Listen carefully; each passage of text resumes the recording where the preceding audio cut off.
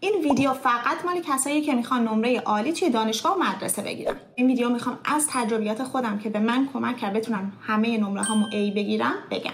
سلام، اگه منو نمیشناسید من پریسا هستم. من دانشجوی کامپیوتر هستم. توی این ویدیو فقط میخوام راجع به کارهایی توضیح بدم که برای من کار کرد و باعث شدش که نه تنها بتونم زندگی بیرون از دانشگاهمو انجام بدم، مثل پست کردن ویدیوها، ویدیو گرفتن، ادیت کردن، تیراندازی کردن، جیم رفتن، آشپزی کردن، همه این کارا رو انجام بدم، بلکه بتونم توی تمام کلاسام A بگیرم و توی بهترین دانشگاه‌های آمریکا قبول شم. توی این ویدیو میخوام بهت 4 تا نکته بگم که مهمترینش 4می است. پس مطمئن باش که حتما تا آخر گوش بدی.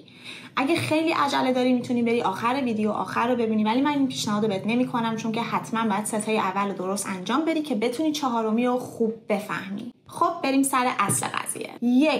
اولیش به انگلیسی بهش میگن be efficient. یعنی چی؟ یعنی از اون تایمی که داری درست استفاده کن. اگه بخوام برات مثال بزنم، اگه 1 ساعت وقت داری که درس بخونی، این 1 ساعت رو وقتی که تایمر میذاری یا به ساعت نگاه میکنی، هر کاری که میکنی، مطمئن باش که داری درس میخونی، نه اینکه این وسط با دوستت حرف بزنی، گوشیتو چک کنی، یه دستشویی بری، یه بریک 10 دقیقه‌ای بگیری، نمیدونم 2 تا ایمیل جواب بدی. مطمئن باش که اون هدفی که داری رو انجام بدی توی همون 1 ساعت. اینکه بخوای این کار رو انجام بدی، بعد اول مطمئن باشی که هیچ چیزی تو رو دیسترکت یا همون حواستو پرت نمیکنه. میتونی گوشیتو بذاری روی سایلنت مود یا دو نات دیسترب و واسه خودت یه لیوان آب بذاری، دستشویی تو اگه میخوای بری هدفون بذاری که اگه بقیه کنارت نشستن و دارن حرف میزنن حواست پرت نشه. این خیلی مهمه، چون بعضی وقتا باعث میشه که ما بشینیم و بگیم که من امروز 6 ساعت اینجا نشستم که درس بخونم، پس چرا نمره خوب نمیگیرم؟ خب حقیقت اینه که تو واقعا درس نخونی توی اون 6 ساعت. تو همه کار کردی به جز درس خوندن. جواب تکست دوستتو دادی این وسط، یه عالمه اسکرول کردی توی اینستاگرام، همینجوری رفتی ویدیوهای مختلف دیدی و یه عالمه کار دیگه. پس این خیلی مهمه که تایمی که میذاری و واقعا بشینی و درس بخونی، چون که اگه میخوای اون کارهای دیگه هم بکنی، من اصلا نمیگم اون کارا برای تو اصلا نباید انجام بدی، چون که این ویدیو موضوعش اون نیست. این ویدیو فقط موضوعش درس خوندنه.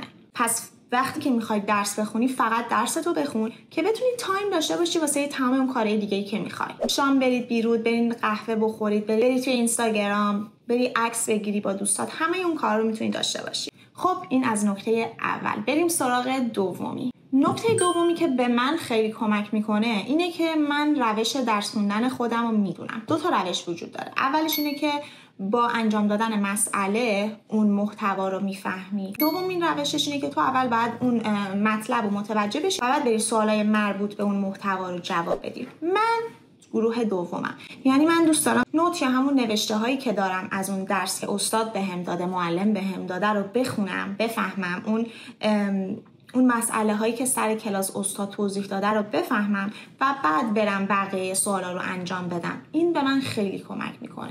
پس بدون که روش تو کدومه. یه سریا هستن که برعکس این قضیه‌ان. یه سریا دوست دارن که اول سوالو ببینن و بفهمن که باید چی کار بکنن و بعد با همین ندونستنه باعث میشه که بخوان یاد بگیرن و بیشتر بفهمن.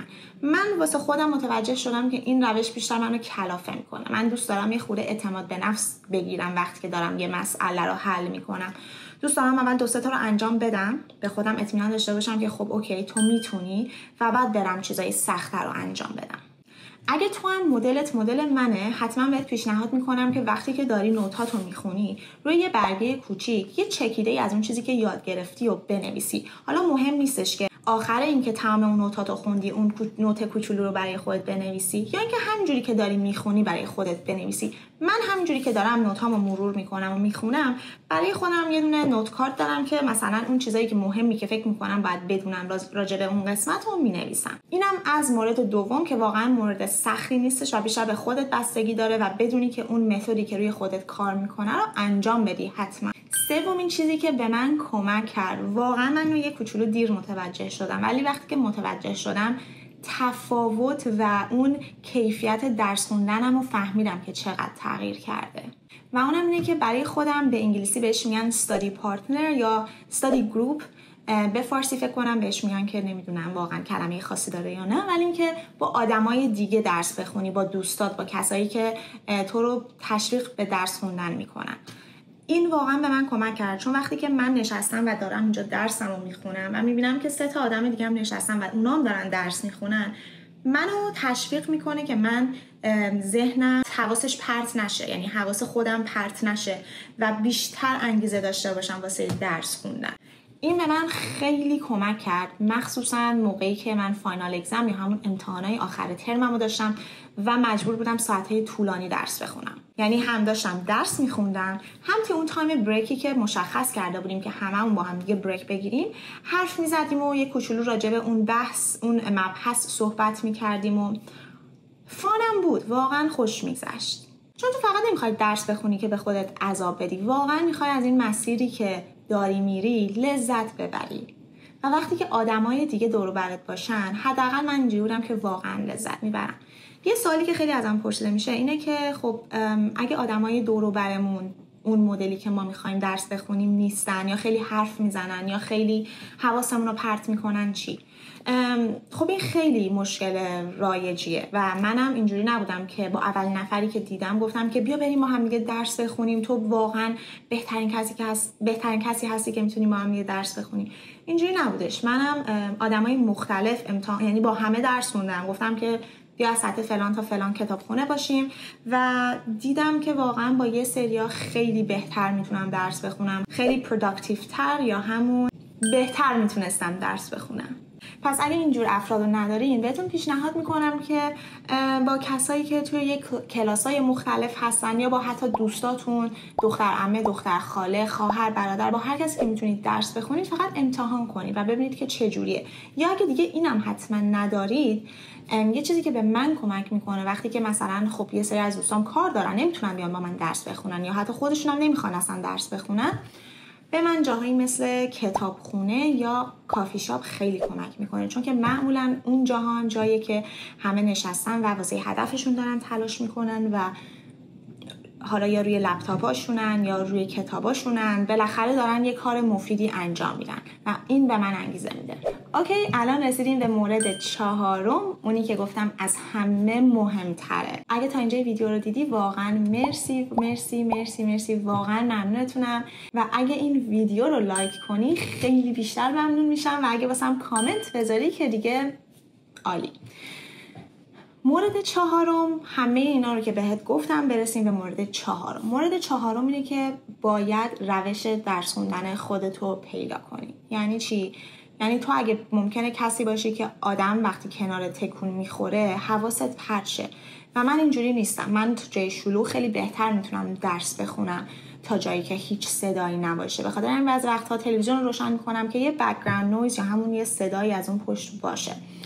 باید مدل خودتو پیدا کنی و جوری که میتونی پیدا کنی با امتحان کردن، ترای کردن چیزای مختلفه. توی جای شلوغ درس بخونی، مدلای درس خوندن متفاوت رو امتحان کنی. از مدلای مختلف میگم، یعنی وقتی میگم مدلای مختلف خیلی مدل وجود داره، یعنی که حالا ممکنه اگه دوست دارید به هم بگید که یه ویدیو بذارم راجع به مدلای مختلف درس خوندن که مثلا 1 ساعت پشت سر هم بخونید، انقدر بریک بدید، این همه تایم تکرار کنید، یا کلا خیلی مدل وجود داره. میتونم واسهتون بیام اونا رو هم توضیح بدم. حتما واسه همین زیر کامنت بذارید اگه میخواید. پیدا کردن روشتون باعث میشه که حتی خودتون هم با بقیه مقایسه نکنید. چرا؟ چون که ممکنه من یه مبحثی رو بخونم و اصلا واقعا متوجه نشم 10 بارم که بخونم، ولی دوست من واسه بار اولی که میخونه میفهمه و میره سراغ مبحث بعدی. من اگه بدونم که من بار 11 متوجه میشم، اینو میدونم، اینو قبول کردم که من باید این مبحث رو 11 بار بخونم و 11 بار رو میخونم، کاملا متوجه میشم و حتی ممکنه نمره من بهتر از اون یکیشه. خب پس اینکه مدل درس خوندن خودت، مدل یادگیری خودتو بدونی خیلی مهمه و باعث میشه که خودتو با بقیه مقایسه نکنی. خب 4 هم تموم شد. خیلی خوشحال میشم اگه تو هم یه روشی امتحان کردی که به نمره خوب گرفتنت کمک کرده این زیر بنویسی برامون. من همیشه دوست دارم نظرهای شما رو بدونم و این چیزی که گفتم فقط چیزی بودش که واسه من کار کرده و من اینجوری تونستم نمره‌های خیلی خوب بگیرم. اگه یه ویدیوی دیگه هم دوست دارید که راجع به یه مبحث دیگه براتون بذارم، خیلی خوشحال میشم که این زیر برام بنویسید. سابسکرایب کنید، لایک کنید، کامنت بذارید و دوستتون دارم.